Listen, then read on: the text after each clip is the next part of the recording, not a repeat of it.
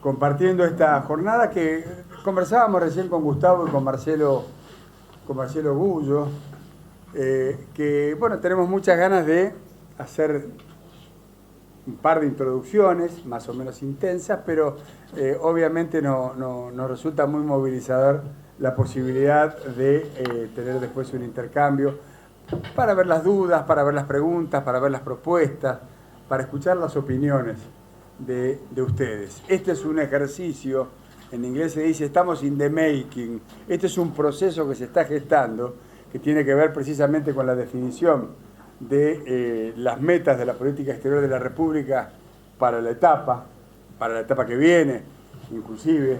Entonces hay que llenar este debate de gente, tenemos que ser muchos hablando mucho sobre estos temas. Los retos de la política exterior de la Argentina.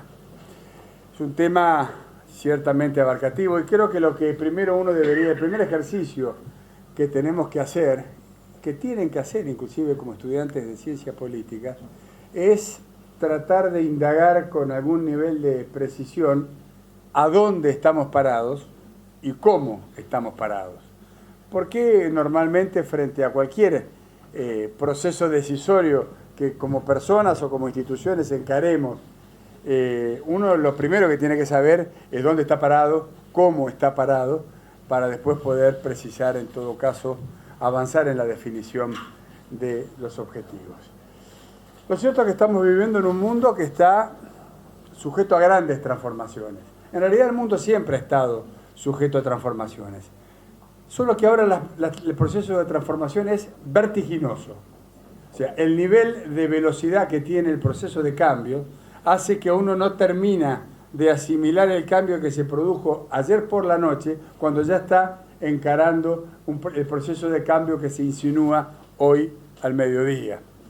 Esto requiere entonces una actitud y una aptitud con C y con P especiales que nos permitan entonces orientarnos en este proceso de transformación, que si yo tuviera que elegir una palabra para definirlo, yo utilizaría la palabra incertidumbre. Es un proceso lleno de incertezas, porque todo lo que más o menos estaba establecido, lo que estaba establecido cuando yo tenía la edad promedio que ustedes tienen, yo vivía en un mundo que no era justo, pero que tenía varias certezas. Uno sabía que había un esquema de funcionamiento. Hoy el proceso de transformación está plagado de incertezas y nosotros estamos llamados a tomar decisiones en aguas ciertamente, a navegar en aguas ciertamente inciertas. Y esto afecta a la Argentina. El proceso de incertidumbre y de transformación planetaria indudablemente nos afecta como parte que somos y nos afecta tanto en nuestra vinculación con el mundo como inclusive en lo que se refiere a nuestro orden doméstico. En materia doméstica también nosotros acusamos al recibo de este proceso de cambio. ¿Qué problemáticas globales son las que impactan en la agenda exterior de la Argentina hoy? Y aquí nosotros, abordando este proceso de cambios, este proceso de transformaciones, bien podríamos establecer tres tipos de cambios. Porque hay cambios que se producen en la escena internacional que se verifican por encima de los estados, por encima de los países. Ahora vamos a ver qué quiero decir con esto. Hay otros cambios que se verifican en los estados, sobre todo los estados centrales, en las potencias. Y hay otro tipo de cambios que se verifican dentro de los estados, de todos los estados en general. Cuando digo que hay procesos de cambio que se verifican por encima de los estados, estoy haciendo referencia a algo que podríamos denominar la esclerosis del multilateralismo. Estoy haciendo referencia a la falta de rumbo global en la gobernanza. Estoy haciendo referencia a la carrera tecnológica. Son procesos que se dan por encima de todos los estados y que afectan a todos los estados en general, al nuestro por supuesto en particular.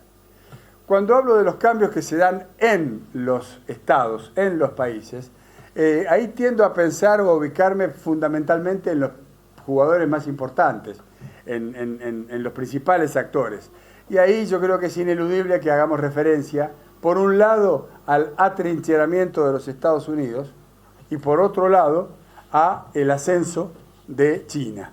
Son dos realidades que forman parte de cualquier esquema de análisis que querramos abordar. Y cuando hablo de los cambios que se producen adentro de los estados, estoy haciendo referencia a las crisis de los sistemas tradicionales, por un lado, a los nuevos liderazgos personalistas y autocráticos que están emergiendo por doquier. Me gusta el término esclerosis, porque cuando me sonaba bien, lo busqué, por supuesto, en el diccionario y encontré dos definiciones que calzan como anillo al dedo a la hora de hablar de la esclerosis del multilateralismo. Dice el diccionario que la esclerosis es el endurecimiento patológico de un tejido u organismo. Y la otra definición dice, es la falta de evolución y adaptación de un colectivo de personas a una situación nueva. Como ustedes saben, nosotros vivimos en un esquema multilateral que no existió siempre. Esto fue parido, fue gestado después de la Segunda Guerra Mundial. Es más, al sistema multilateral conocido lo armaron, lo crearon los ganadores de la Segunda Guerra Mundial. Y obviamente lo hicieron en función de sus propios intereses. Ellos habrán dicho, ¿para qué ganamos la guerra si no? Entonces, promediando la década del 40, el mundo, que venía de 2 guerras mundiales en el mismo siglo, fue capaz de ordenar un sistema de instituciones y un sistema de reglas, sistema multilateral.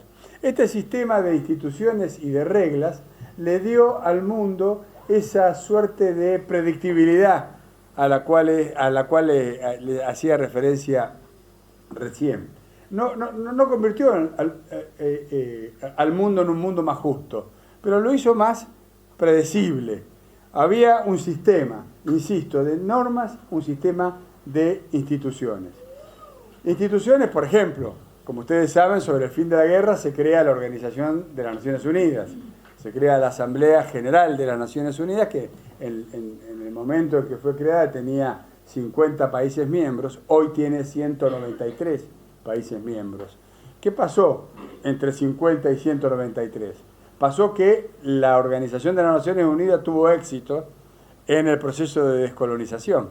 Las potencias colonialistas que tenían presencia en casi todos los continentes tuvieron que poner en marcha el proceso descolonizador de la ONU y fueron apareciendo en África, en Asia, en el Caribe, en América Latina, comenzaron a aparecer países tras países tras países, y eso es lo que ha llevado el número de 50 a 193 países miembros. Se crea la Asamblea General de la ONU, entonces, se crea el Consejo de Seguridad. El Consejo de Seguridad, como ustedes saben, es el que tiene competencia sobre las amenazas a la paz y la seguridad internacionales. Es un Consejo de Seguridad que tiene 15 miembros, 5 son permanentes, los ganadores, Estados Unidos, el Reino Unido, Francia, Rusia y China, y tiene 10 miembros no permanentes que se van rotando bianualmente. Como comentario, nota de color, les comento, Brasil y Argentina son los 2 países que más veces han ocupado una banca no permanente en el Consejo de Seguridad. Pero además, en función de lo que se llamaron los acuerdos de Bretton Woods es un complejo hotelero que está en las afueras de New Hampshire, en donde se armaron las instituciones, los organismos económicos y financieros multilaterales. De ahí nace el Fondo Monetario Internacional, de ahí nace el Banco Mundial, de ahí nace lo que hoy se conoce como la Organización Mundial del Comercio.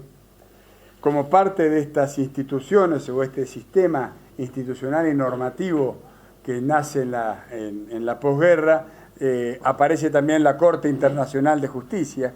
Es decir, hay un complejo sistema que es el que orienta y ordena los conflictos en el mundo. Eso está en proceso, por lo menos, de profundo cuestionamiento y revisión. Les pongo una anécdota. En el año 2008 yo me encontraba desempeñándome como embajador de la Argentina ante las Naciones Unidas. En el año 2008 Estados Unidos estaba atravesando la madre de las crisis, la crisis financiera que estalló con las subprimes, con las hipotecas a fines del 2007, que se puso muy intensa en el año 2008 y que se habría de expandir globalmente a partir del año 2009. En el año 2008 el presidente de los Estados Unidos era George W. Bush.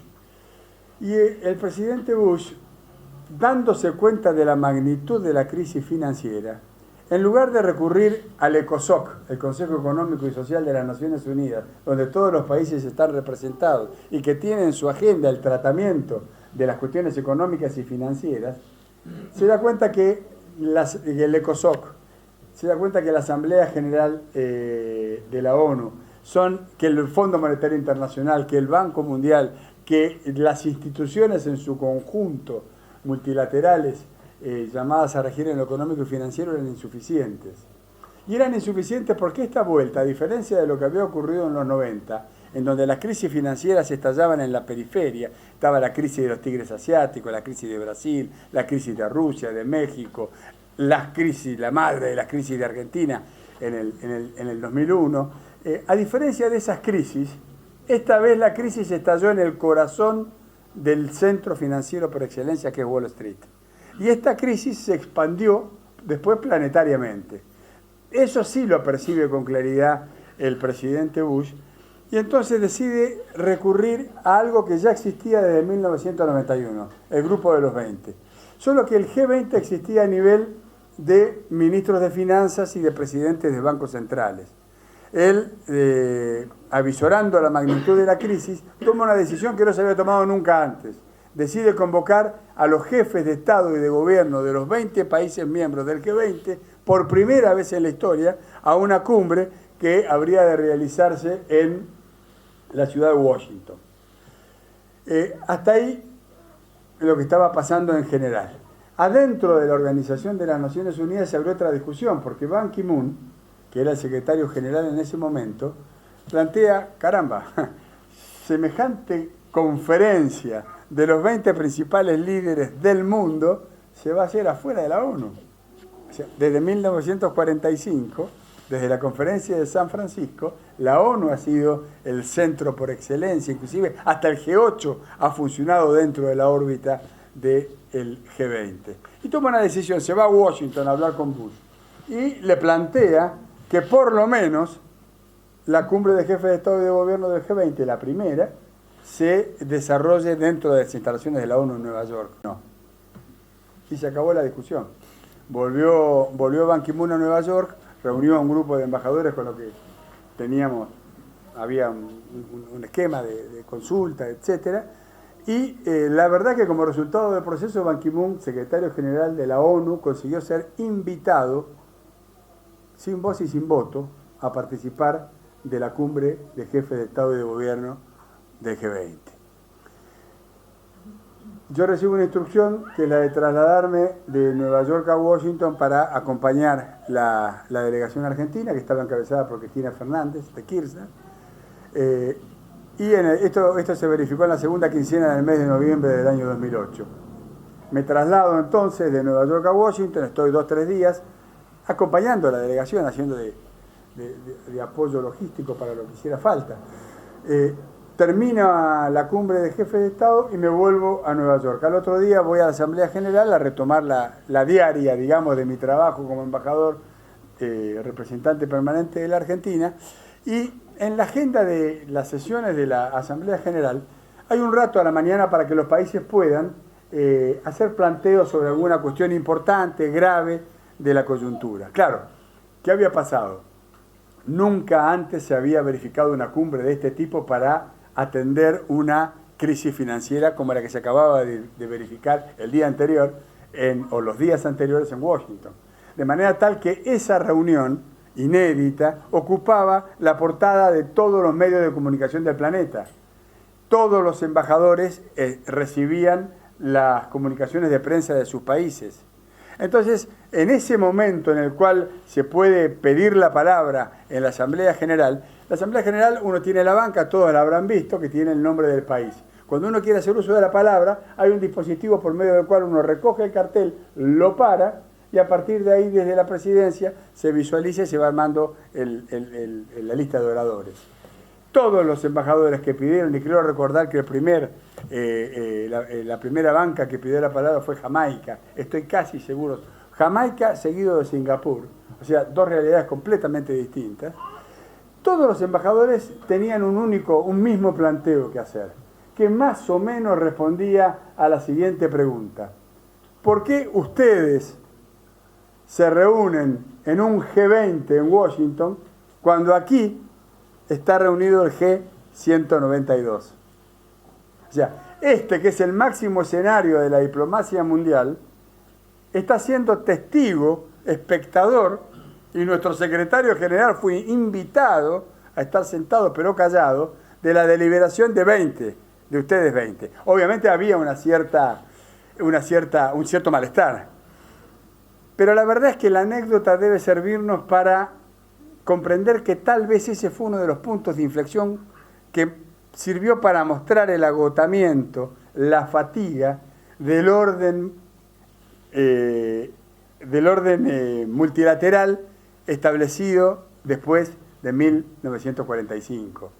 Las herramientas, las instituciones y el sistema de reglas que imperaron y que rigieron las relaciones entre los países a partir de la Segunda Guerra Mundial empezaba a hacer agua, ya no alcanzaba, era un dato de la realidad.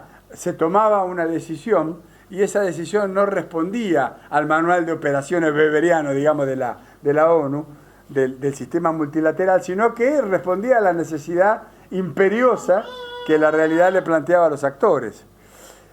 Por supuesto, ese debate, que los cartelitos empezaron a pararse, saquen la cuenta. En ese momento éramos 192 porque Sudán se parte y se crea Sudán del Sur en el año 2011, por eso hoy son 193, pero en ese momento eran 192.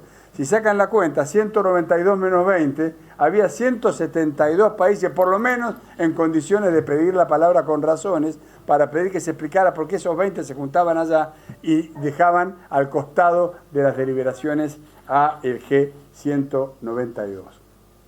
Bueno, pasó el tiempo, esto ocurrió en el año 2008. Ustedes eran chicos. Y hoy uno podría, 20 y pico de años después, podría sensatamente preguntarse, bueno, pero entonces, en el año, ya entrado el siglo XXI, en el año 2019, ¿quién está a cargo? ¿Está a cargo el G193? ¿Está a cargo el G20? ¿Está a cargo el G8? ¿Está a cargo el G7? ¿Está a cargo el G2?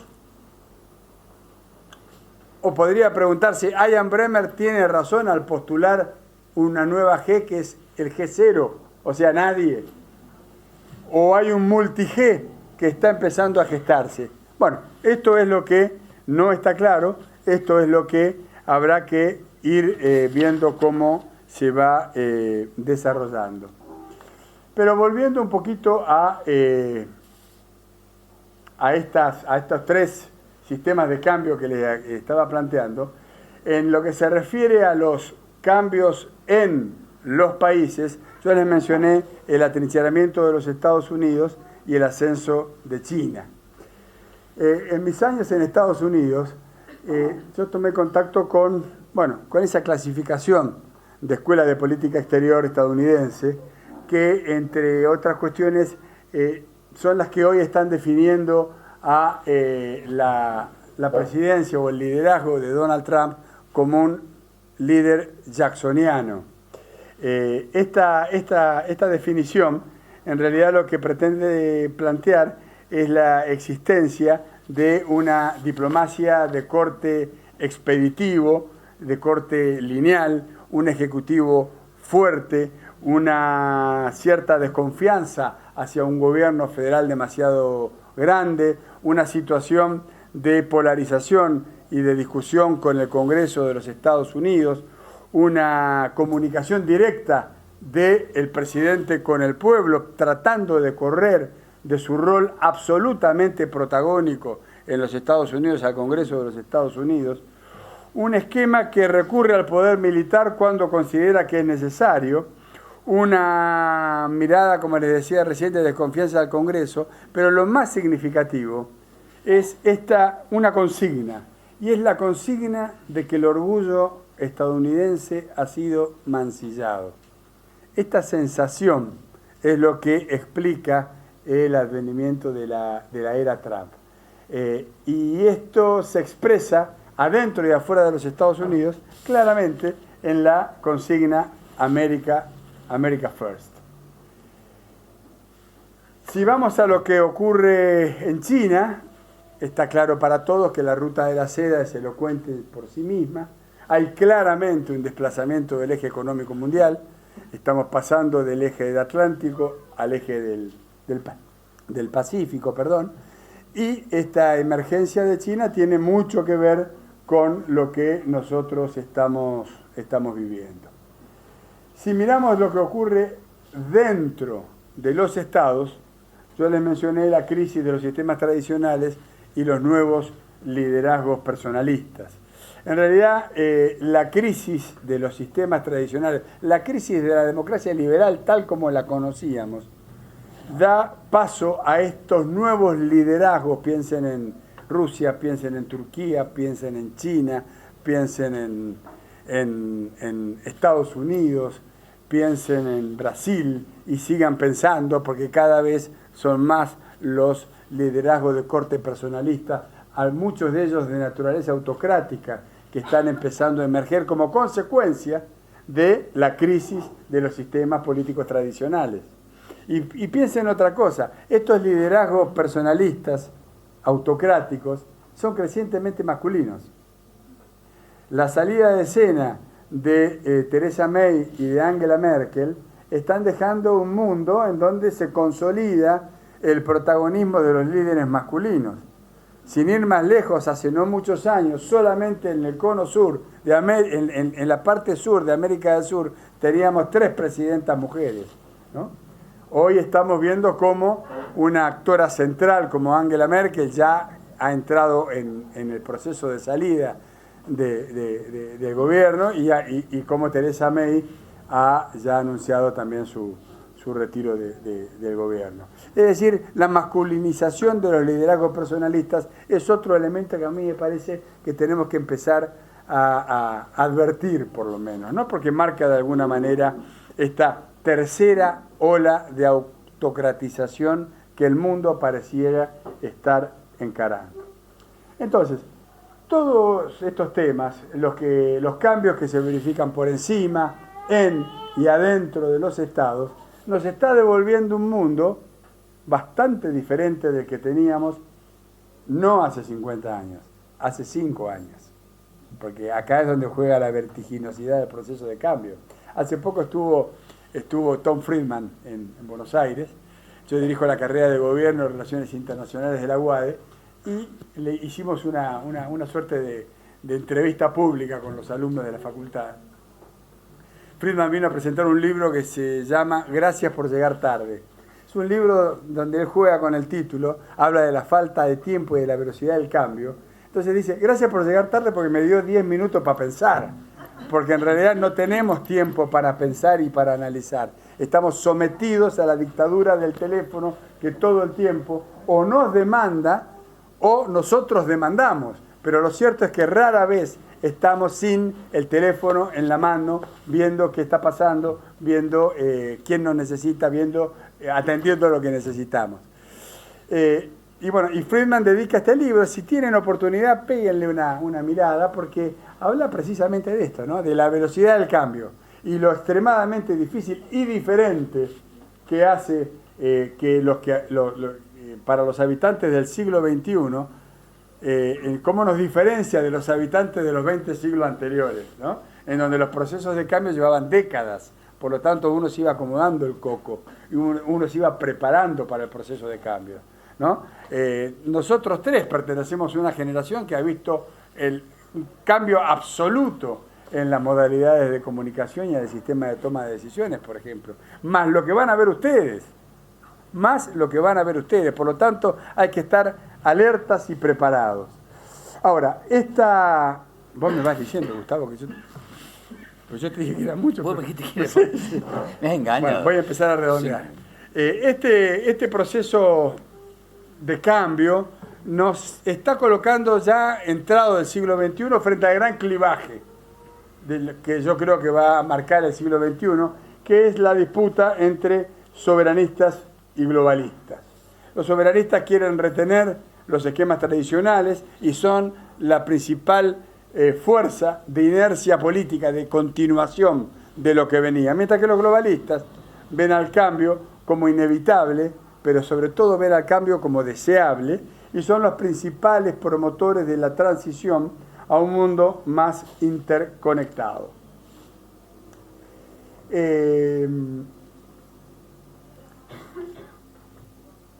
Yo les decía recién, ¿querés que para acá y después continúo? Acá, después hacemos claro. la pregunta, le dejamos la palabra.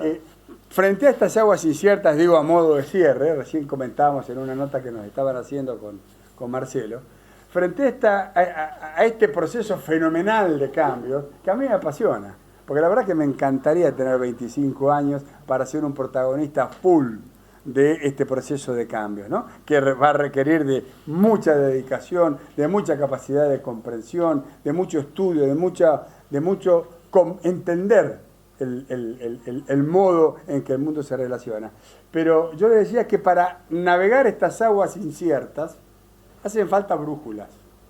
Y yo he pensado algunas brújulas como a modo de aporte, digamos, que reconocen problemáticas específicas que a países periféricos como el nuestro les podrían ser de utilidad en la navegación. Buenas tardes. Quisiera primero agradecer al profesor Gustavo Luque la gentileza en volver a invitarme una vez más a la Universidad de Villa María, en este caso en la sede en Córdoba, a Elizabeth Taylor por acompañarnos acá viniendo Villa María, y sobre todo agradecer a ustedes que se llevan para poder escucharnos. Yo voy a tratar de hacer un abordaje quizás un poco teórico para que estas categorías puedan al final ayudarnos a resolver lo que yo creo son, desde el punto de vista concreto, los interrogantes o los desafíos principales de la política exterior argentina. Entonces,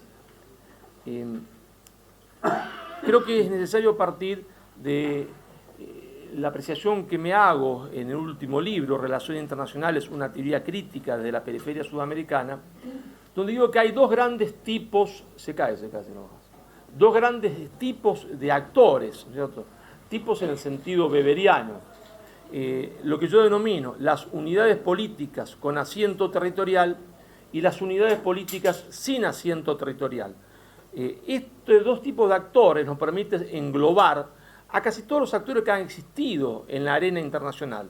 Cuando los primeros pueblos se hicieron nómades, ¿qué constituyeron? Constituyeron unidades políticas con asiento territorial. Eran unidades políticas con asiento territorial. Y ahí comenzó una dialéctica que no ha terminado hasta el día de hoy, que era la dialéctica, ¿no es cierto?, subordinación-insubordinación.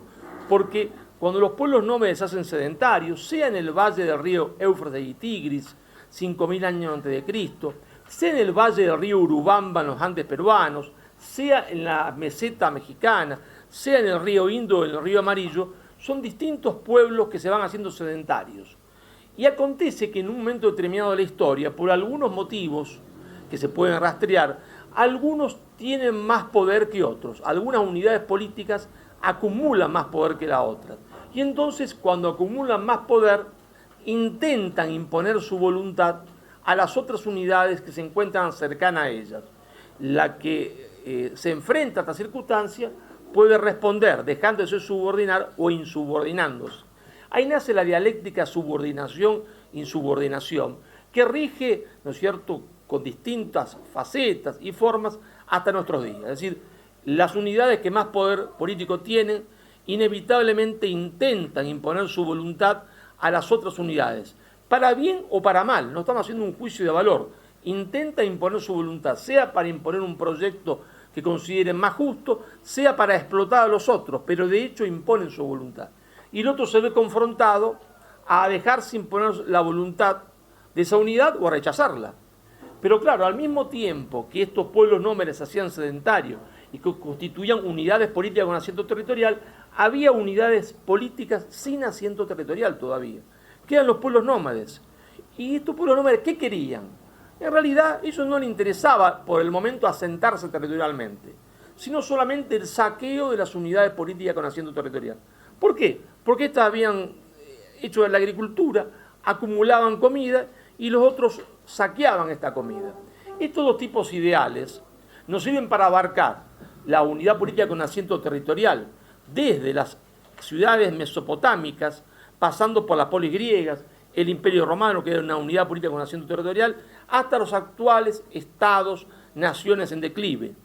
Pero el concepto de unidad política sin asiento territorial nos permite abarcar desde aquellos pueblos nómades hasta el gran actor de la política internacional hoy en día, que es el capital financiero internacional. ¿Qué es el capital financiero internacional? Es una unidad política sin asiento territorial, que no le interesa tener asiento territorial. Ejerce y hace política, pero no le interesa tener un asiento territorial. Claro, las unidades políticas son todas interdependientes unas de otras, todas. Pero claro, algunas tienen una inserción dependientes y otras tienen una inserción autónoma, aunque ninguna de las palabras dependiente autónoma debe ser tomada en sentido absoluto. ¿Por qué? Porque ¿qué quiere decir una inserción dependiente? Que esa unidad es más dependiente que autónoma. ¿Y cuándo es una inserción autónoma? Cuando es más autónoma que independiente. Si todas son interdependientes, todas tienen un componente de dependencia, todos tienen un componente de autonomía, pero algunos prima más el componente de autonomía que el componente, se entiende, de dependencia. Evidentemente, los Estados Unidos puede decir por, se entiende, un Twitter, voy a subir, se entiende, los aranceles, ¿verdad?, si no hacen tal cosa, que es lo que hizo el presidente Trump con México. México no puede responderle en un Twitter, ¿no?, cualquier grosería, no puede, ¿no? Sin embargo, Estados Unidos sí puede por Twitter decirle lo que se le da la gana. Evidentemente, Estados Unidos es también un país dependiente, depende de muchas cosas. Tiene una interdependencia muy profunda, pero es menos dependiente que lo que es México. Es más autónomo que independiente. Y México es más dependiente que autónomo. Ahora bien, para una unidad política de escaso poder, como es el caso de la Argentina, ¿no es cierto? Una unidad política de escaso poder, como podría ser también Venezuela, como podría ser también Colombia, como podría ser México, la inserción que provoca el sistema internacional per se y la inserción que provoca la relación con las potencias hegemónicas, las potencias hegemónicas, es siempre una inserción dependiente. Es siempre una inserción dependiente. Pero eso es una regla de oro. Pero atención, es la que está dada por el sistema. Es la que está dada por la relación de fuerza con las potencias hegemónicas o la potencia hegemónica. Pero las unidades políticas, aún con poco poder, pueden trabajar esa situación, pueden trabajar para transformar esa situación, para tener una inserción distinta, construyendo poder en el largo plazo. Es decir, esto no es un determinismo, se parte de una realidad, pero no es un determinismo, porque las unidades políticas pueden construir poder para tener una inserción distinta en el largo plazo. El ejemplo típico de esto, si ustedes quieren, es los Estados Unidos de Norteamérica, cuando los Estados Unidos de Norteamérica, las 13 colonias se independizan, logran la independencia. Ahí es cuando yo elaboro lo que denomino modelos de inserción de política exterior. Entonces digo, en tipo weberiano, aunque los modelos nunca existen puros, entonces a veces están como contaminados o mezclados entre ellos, uno podría distinguir que una unidad política puede tener una posición con respecto a la potencia hegemónica o a la unidad política que mayor poder tiene o a la unidad políticas, a las unidades políticas que mayor poder tienen, de 4 maneras. Puede tener una subordinación pasiva, en donde en realidad el Estado o esa unidad política tiene himno, tiene bandera, tiene un ejército, pero de desfile. Es decir, en realidad tiene todos los atributos formales de la soberanía sin tenerla. Después, sin embargo, existe lo que yo denomino una subordinación activa. Ustedes dirán, pero ¿qué diferencia puede haber entre una subordinación activa y una pasiva? La subordinación, ¿no es cierto?, activa, es que si bien esa unidad política, por su relación de fuerza con el otro principal está subordinado, tiene inspectores, su clase dirigente o su elite de conducción o el pueblo en su conjunto, cambiar la situación. Es decir, tiene en mente la construcción de un proyecto nacional de poder que le permita cambiar la situación. Soporta esa situación porque no tiene otra alternativa.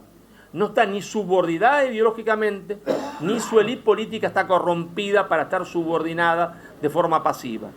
Un estadio superior es lo que yo denomino la insubordinación pragmática. En la insubordinación pragmática, la unidad política recupera la decisión sobre su propio territorio. Le pone un límite al otro principal. Dice, ve, acá dentro de mi territorio mando yo. Pero no le discute nada más a la potencia hegemónica o a los otros que mandan en el mundo. Solo dice, acá dentro mando yo. Pero esa insubordinación pragmática puede ser una insubordinación pragmática epidérmica o medular. Es epidérmica cuando es una declaración, cuando se le dice al otro, acá mando yo, pero en realidad no construyo los factores de poder para que esa decisión sea permanente en el tiempo. En cambio, cuando construyo poder para que esa decisión sea permanente en el tiempo, hago una insubordinación pragmática medular que yo denomino una insubordinación fundante. Una insubordinación contra el orden ideológico establecido por la potencia hegemónica, más un adecuado impulso estatal. El último estadio sería el de una insubordinación revisionista, donde ya la unidad política le dice al que manda o los que mandan, voy a disputarte un espacio de poder. No todo el espacio, un espacio. Entonces es una insubordinación revisionista regional. Se le disputa todo el poder, es una insubordinación revisionista universal. Y el ejemplo típico, para que se entienda, es los Estados Unidos de Norteamérica. Cuando los Estados Unidos de Norteamérica salen de su situación colonial, ellos van a establecer una insubordinación pragmática medular. Ya de entrada, con George Washington a la cabeza y su secretario de Estado, ¿cierto?, Alexander Hamilton. ¿Por qué? Porque dicen, dentro de estas que antes en las 13 colonias, Inglaterra no manda más. Pero no dice de ninguna manera, vamos a disputarle poder a Inglaterra en Europa. El testamento de Washington no solo lo dice, sino que casi obliga a los Estados Unidos a decirle, señores, por ningún motivo hay que interferir en los asuntos europeos, porque era enfrentarse a Inglaterra. Pero acá adentro mandamos nosotros. ¿Para hacer qué? Para hacer un proceso industrializador. Por eso Hamilton establece el argumento de la industria naciente, desafía ideológicamente al pensamiento manchesteriano y dice, la industria como un niño necesita mucha protección cuando es bebé, protección cuando es adolescente y cero cuando llega a la juventud, sino contraproducente. Cuando Estados Unidos, después de su guerra civil, consolida su proyecto industrial, ya con la primera conferencia panamericana, Estados Unidos va a desafiar a Inglaterra. Le va a decir, el continente americano es mío. E intenta ese desafío. Intenta en esa primera conferencia panamericana construir un Zollverein, una gran unión aduanera que abarcase todo el territorio, e imponer el dólar, si el patrón plata, que equivalía a salir del patrón oro, si de la libra, como moneda, se entiende, en la región, es decir, expulsar a Inglaterra. Le sale mal, entre otras cosas, por la presencia argentina. Estados Unidos se preparaba para una insubordinación, luego de haber tenido éxito en América, una insubordinación revisionista de carácter universal, es decir, disputarle el poder a Gran Bretaña. Estalla la guerra mundial, porque una unidad política, sin tener condiciones alguna de hacerlo, intenta hacer una insubordinación revisionista de carácter universal, lo cual la llevaba inevitablemente a fracaso. y entonces Estados Unidos lo que hace es esperar un poco de tiempo para que las dos unidades en política en disputa se desgasten entre ellas para después intervenir en la guerra sin necesidad de un gran desafío y ser los Estados Unidos, ¿no es cierto?, quien trate de estructurar el orden de posguerra. Ahora, si uno mira solo lo que nos da el sistema y la relación de fuerzas con el sistema mismo y con las potencias que lo componen, la Argentina tuvo, como hecho fáctico, ¿se entiende?, tuvo una inserción dependiente complementaria.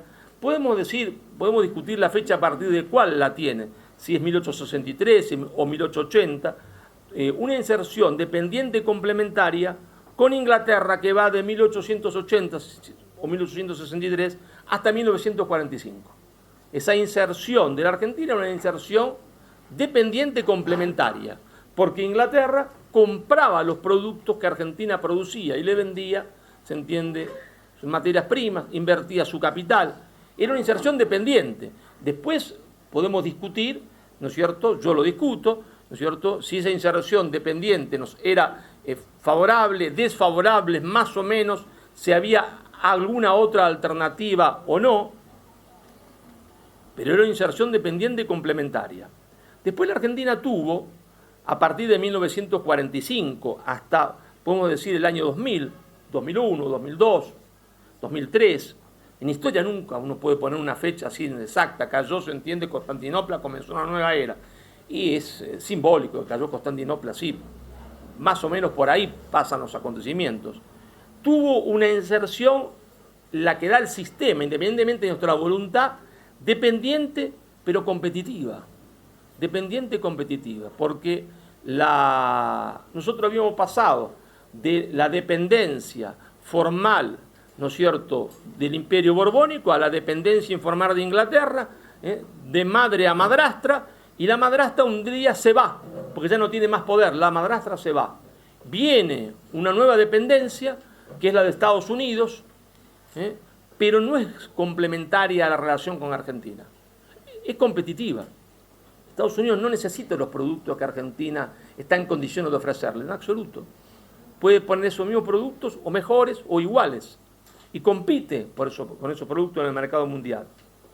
Y después, a partir del 2000, si ustedes quieren 2001, 2003, cambia la situación, empieza a cambiar, es decir, a donde nosotros nos estamos encaminando, que es a una inserción neodependiente complementaria, repetitiva, hasta ahora repetitiva. Es decir, primero fue una inserción dependiente con Inglaterra, luego una inserción dependiente con los Estados Unidos, ahora una inserción dependiente o neodependiente con China, complementaria.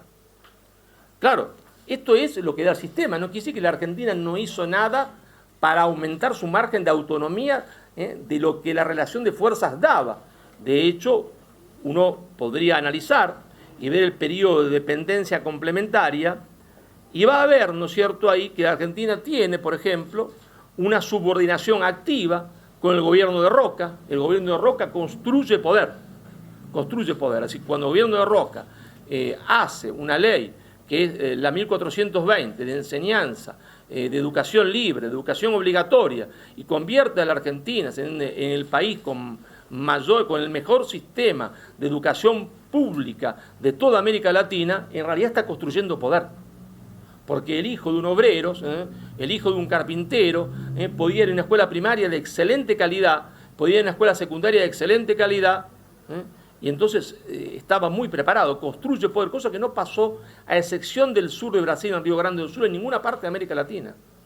Cuando Roca hace un ejército nacional, con Riccieri a la cabeza, está construyendo poder. Es una subordinación activa. Uno puede gustarlo o no, puede decir que había otra alternativa, que es lo que yo sostengo en mi libro, que había una alternativa que era el camino canadiense. Había suficiente margen de maniobra y capital para construir una insubordinación pragmática, medular, como la que estaba llevando a cabo en ese mismo momento histórico McDonald en Canadá. Pero es otra discusión. Claro, cuando cae Roca y viene Quintana, la Argentina tiene un estado de situación de subordinación pasiva. Lo que da el sistema da. no retrocede antes de Roca, pero no quiere construir nada más, Quintana. Con el radicalismo y con Irigoyen asistimos por primera vez a una insubordinación pragmática. ¿Por qué? Porque cuando el embajador británico se presenta delante de Irigoyen y le lleva una lista de ministros, Irigoyen dice: nunca más usted, un presidente argentino, le va a traer una lista de ministros. Si Irigoyen dice: acá adentro mandamos los argentinos. Pero Irigoyen no descubre, no contempla que la clave que hacía de Argentina un país dependiente era que Argentina no se industrializaba, como se había industrializado Estados Unidos aprovechando la renta agraria, como se había industrializado aún los dominios británicos aprovechando la renta agraria como era Australia y Canadá, y entonces él lo que hace es un nacionalismo agrario de distribución de la renta. No estaba mal, pero era una insubordinación pragmática, ¿no es cierto?, simplemente epidérmica. Y cuando fuimos y tuvimos una subordinación, una inserción dependiente competitiva del 45 al 2000, ahí también tuvimos distintas actitudes. Tuvimos una actitud de subordinación pasiva, la Revolución Libertadora, el proceso, el mal llamado proceso de organización nacional, el menemismo. También tuvimos de subordinación activa, el desarrollismo, con Frigerio, ¿no es cierto?, y con Frondizi, donde ellos intentan una industrialización, pero que no era autónoma, ellos sabían que no era autónoma, que era lo que ellos consideraban que era el máximo que se podía negociar. Si capitales norteamericanos construyendo la industria automotriz y no el proyecto de generación de una burguesía nacional propia que lo hiciese como estaban haciendo los coreanos. También tuvimos una insubordinación pragmática, a mi entender medular, que es la que se lleva a cabo del 45 al 55. Es decir, están los hechos dados, la inserción dependiente, que puede ser competitiva o complementaria, ¿no es cierto?, o competitiva. Ahora dependiente y complementaria. Y está lo que nosotros podemos hacer ante esa situación, es decir, la voluntad política del hacer, teniendo en cuenta los márgenes de maniobra que da la relación de fuerza y el sistema y las peleas dentro del sistema. Y entonces, ¿en qué situación nos encontramos ahora? Si nada más nos abandonásemos a la relación de fuerzas y a lo que el sistema da, sin voluntad política de nada, como parece ser que tienen algunos gobiernos, que nos parece ser como si no tuviesen voluntad política de cambiar la situación. ¿Cuál es la situación? La situación es de una inserción, ¿no es cierto?, neodependiente, una inserción neodependiente repetitiva, porque sin hacer nada se van reproduciendo paso a paso la misma relación que tuvimos con Inglaterra. Yo la juzgo negativa, otro puede juzgarla positiva. ¿Y con quién? Con el poder en ascenso, que es China, no con el poder en descenso, que es los Estados Unidos. Ahora, en eso que está dado por el sistema, que es una inserción, ¿no es cierto?, neodependiente, en este caso complementaria, repetitiva, hay algunos problemas, ¿está?, de aquellos que sueñan con repetir la relación como fue con Inglaterra. Ya lo han escrito algunos estudiosos de relaciones internacionales, que ahora estamos muy bien o vamos a estar muy bien porque China, que es la potencia hegemónica que va a instaurarse en el mundo, va a ser como Inglaterra, que nos va a comprar nuestros productos y otra vez vamos a resurgir gracias a esa relación. Hay un pequeño problema. El pequeño problema es que si uno estudia la relación que tuvimos con Gran Bretaña, independientemente si uno juzga o no valorativamente esa relación de forma negativa o positiva, ese modelo se había agotado, ya se entiende, antes de 1930. Aldo Ferrer lo había estudiado y había llegado a la conclusión de que ya en el año 23 estaba agotado por la sencilla razón de que no era capaz en el largo plazo de producir la suficiente cantidad de trabajo para los habitantes que iba a tener la República. Y en ese modelo de inserción, ¿no es cierto?, complementaria, neodependiente, repetitiva con China, es evidente que aunque la Argentina sea el país más eficiente del mundo en materia agrícola y en materia minera, no hay trabajo para los 40 millones de argentinos. Es decir, no es casualidad que nosotros no logremos bajar el índice de pobreza del 30% nunca, y no es casual que ahora tengamos 52% de pobreza en niños, pero que antes no lo pudimos bajar nunca del 40. Ni en los mejores momentos hemos podido bajarlo del 40. No es casualidad. Es que la inserción dependiente o neodependiente, complementaria, repetitiva, no puede producir los mismos efectos que produjo la inserción con Inglaterra. Es un error cuando los teóricos dicen eso. Entonces ahí vienen las 4 otras cosas que yo le dije antes, es decir, la voluntad política. ¿Qué vamos a hacer?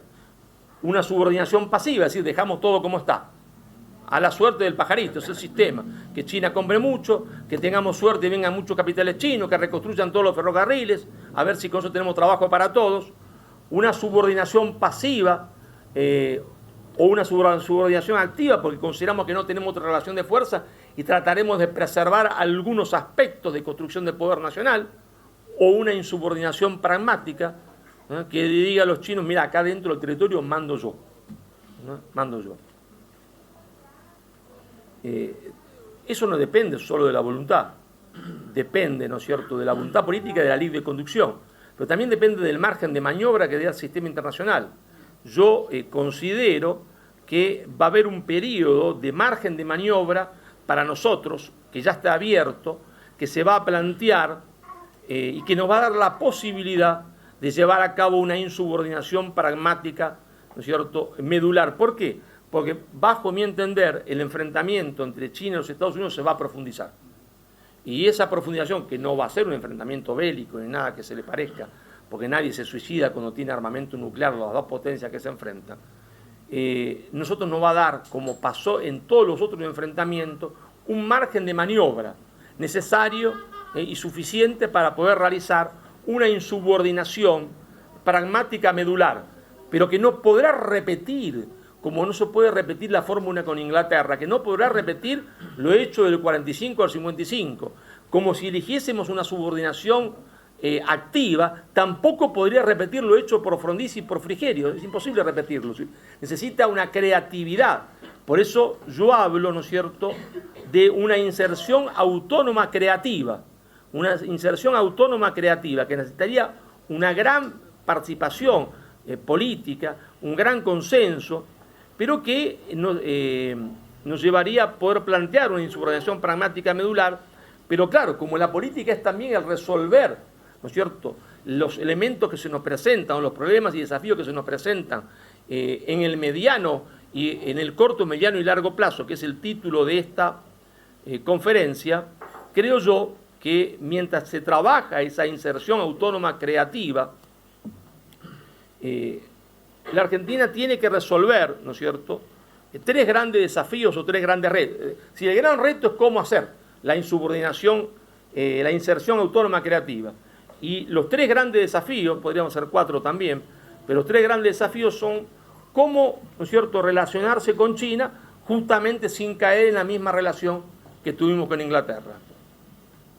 El segundo, lo dice un hombre que ha predicado constantemente la integración con el Brasil, yo lo digo desde el estar a favor, no desde el estar en contra. Cómo integrarse con el Brasil y lograr la unidad de la América del Sur que nos permita un margen de mayor maniobra para poder negociar, entre otras cosas, con China, sin consagrar, como quieren algunos sectores que viven en el pasado en Brasil, una hegemonía brasileña, sectores que reaparecen ahora. ¿Cómo hacer la integración con el Brasil para hacer la integración de la América del Sur sin consagrar una hegemonía brasileña querida por sectores que reaparecen ahora como si la historia no hubiese cambiado? Pero también tenemos otro desafío que está ahí a portas nuestro, que algunas veces la clase política no quiere hablar, ¿no?, como si no existiese, la política del avestruz, que es cómo recuperar, ¿no es cierto?, la soberanía sobre el territorio ocupado por Gran Bretaña sin disponer de la fuerza, ¿no?, sin utilizar la fuerza, cómo recuperar esa soberanía. Pero eso implica no solo el ejercicio de la soberanía en la isla Malvinas, sino en las aguas, se entiende, de las 200 millas que rodean a Malvinas, Sandwich del Sur, pero también lo que inevitablemente se va a discutir en algún momento determinado, que es la soberanía sobre la Antártida. Si Inglaterra está en Malvinas, entre otras cosas está, no solo por eso, pero entre otras cosas está porque es su pasaporte, su llave de entrada a la Antártida. Si no tuviese Malvinas, no tiene llave de entrada a la Antártida. Y la Antártida, nos guste o no, es la última tierra virgen del mundo.